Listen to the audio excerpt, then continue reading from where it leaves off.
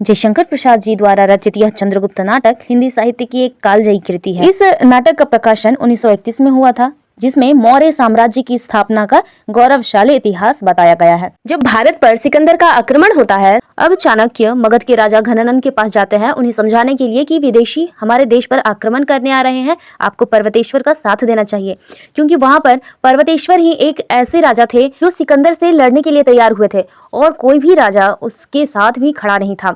इसलिए चाणक्य घनानंद को समझाते हैं कि आप उसका साथ दीजिए ताकि वह सिकंदर को रोक सके। आप समझिए कि घनानंद के पास ही चाणक्य क्यों जाते हैं, क्योंकि घनानंद उस समय का शक्तिशाली राजा था, उसके पास बहुत सारी सेनाएं थी।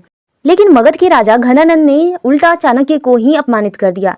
चाणक्य को उन्होंने कहा कि तुम ब्राह्मण भिक्षा मांगकर खाने वाले, हमारे अन्न पर पलने वाले हो। इसका उत्तर चाणक्य देते हैं, वे कहते हैं कि ब्राह्मण न तो किसी के राज्य में रहता है और न ही किसी के अन्न पर पलता है, वह तो अपने ज्ञान के आलोक में विहार करता है।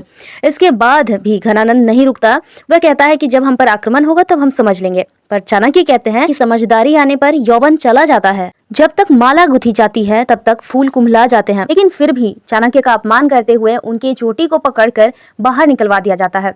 इस पर चाणक्य बहुत दुखी होते हैं और अपमान से बहुत क्रोधित हो जाते हैं। वे कहते हैं कि जब तक तुम्हारा वंश मैं खत्म न कर दूंगा, तुम्हारा यह साम्राज्य खत्म नहीं करूंगा, तब तक यह शिखा मैं नहीं बांधूंगा।